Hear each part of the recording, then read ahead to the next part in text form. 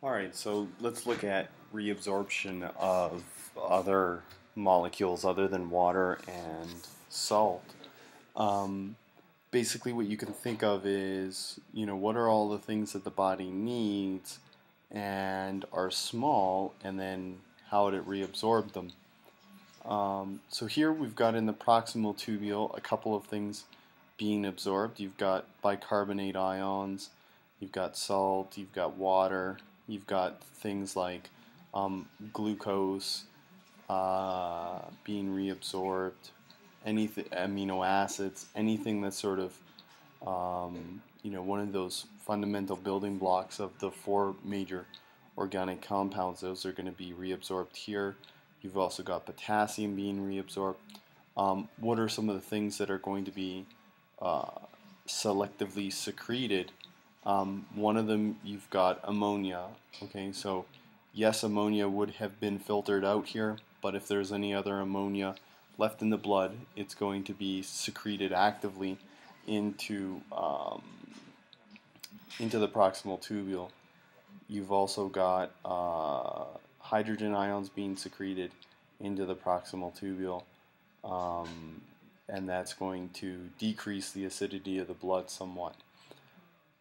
Alright, so remember in the descending loop of Henle, the major thing we have coming across is water, and that's because over here in the the ascending loop, we've got salt coming in. So remember that in the nephron, we've got the filtrate coming in this direction, but in the blood, we've got the blood moving in the other direction. So the blood is going to pick up the salt.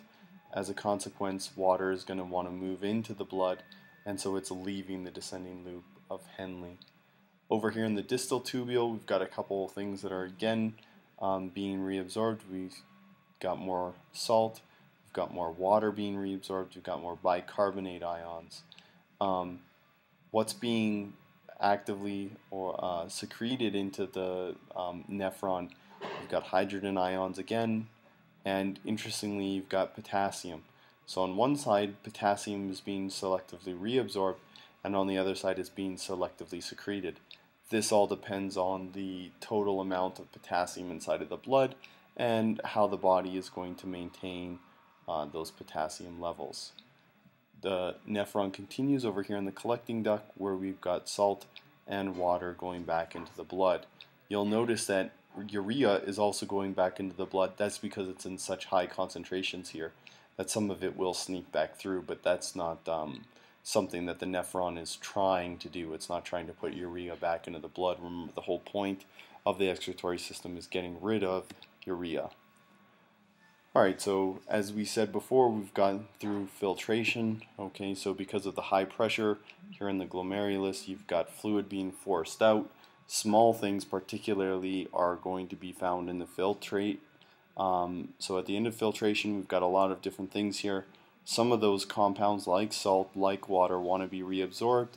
Now there may be some things in the blood that need to be secreted into the filtrate because they didn't totally get removed in the first process over here in the glomerulus. So that would be, for example, like ammonia or hydrogen ions, depending on the acidity of the blood. And then we've got urine coming out. Alright, so this is just showing you a little bit of the control of how does your body know how much water to reabsorb, and basically this is all going to be controlled in the hypothalamus, which we're going to learn a lot about in the endocrine system next week. So basically there's a feedback loop that exists here where, for example, if the receptors in the hypothalamus, if they signal that there's not enough water, what they're going to do is send a signal via this hormone called ADH. Okay, and what does ADH do? Well, it increases the reabsorption of water in the kidneys. So if more water is being reabsorbed in the kidneys, there is going to be more water in the blood, and that's going to tell the hypothalamus now in the receptors that, you know, hey, there's enough water in the blood, there's no more need to secrete ADH. Okay. What happens if you've got too much water in the blood? Well, what you're going to do is you're going to have the hypothalamus decrease the amount of ADH, and when you have decreased the amount of ADH, more of the water that's filtered out will stay in the filtrate. So the body, the kidneys, the nephron, they're not going to be trying to reabsorb more water. And what you have is that the amount of, what do you call it? The amount of water will be decreased, and you'll have a regular amount.